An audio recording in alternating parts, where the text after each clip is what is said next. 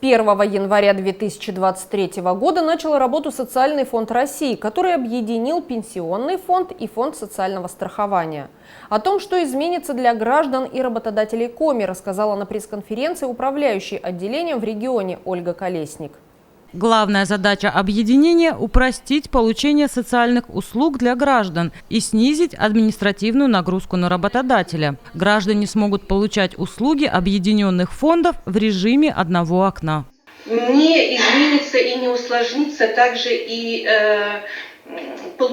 порядок получения государственных услуг. Напротив, в перспективе услуги станет получать даже проще. Во-первых, расширится перечень онлайн-сервисов. Уже сегодня на портале госуслуг доступно более 100 электронных сервисов. Во-вторых, расширится и перечень так называемых проактивно назначаемых выплат гражданам. Это такие выплаты, за которыми не надо обращаться ни с заявлением, ни с документами. Например, пенсии по инвалидности. Уже с прошлого года мы назначаем в проактивном формате, и за прошлый год назначено именно в беззаявительном порядке более 1000 пенсий по инвалидности. Точно так же проактивно оформляется сертификат на материнский и семейный капитал, ну и СНИЛС при рождении детей. И вот такой перечень можно, безусловно, еще и продолжить. Ну и важно отметить, что слияние фондов предусматривает полную преемственность всех выплат, услуг и обязательств. Все даты выплат сохраняются при объединении. С января этого года Социальный фонд России получил на администрирование новую меру поддержки – единое пособие на детей до 17 лет и беременных.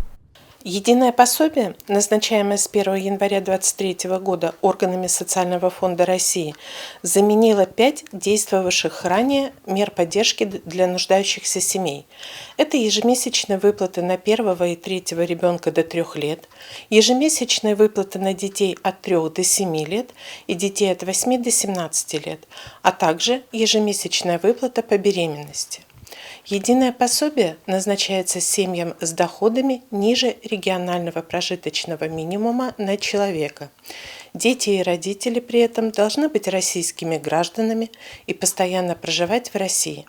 При назначении выплаты применяется комплексная оценка доходов и имущества семьи, а также учитывается занятость родителей.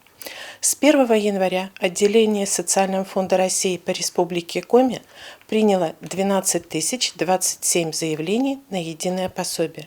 Выплата назначена уже на 4266 детей и 209 беременных женщин. Первая выплата единого пособия поступает в течение 5 рабочих дней с даты вынесения положительного решения. Решение, в свою очередь, выносится в 10-дневный срок с даты подачи заявления. Срок принятия решения по заявлению продлевается на 20 рабочих дней, если в социальный фонд не поступили сведения из организации, подтверждающие право на выплату. И еще одно направление – выплата медработникам. Она положена работникам первичного звена, центральных районных и участковых больниц, скорых. Ее размер варьируется от 4,5 до 18,5 тысяч рублей в зависимости от организации и категории медика. Оператором выплаты определен Социальный фонд России. При этом средства будут предоставляться на основании данных медицинских организаций. По итогам каждого месяца они обязаны формировать электронный реестр работников, имеющих право на получение поддержки, и передавать эту информацию Социальному фонду. Медработникам не нужно ничего предпринимать для получения новой выплаты. Средства будут предоставлены автоматически. Территориальное отделение соцфонда перечислят выплату в течение 7 рабочих дней после того, как медицинская организация сформирует и представит фонд реестра работников. Первые зачисления за январь поступят врачам уже в конце февраля. Средства будут переведены на счет, реквизиты которого Социальному фонду также представит медорганизация.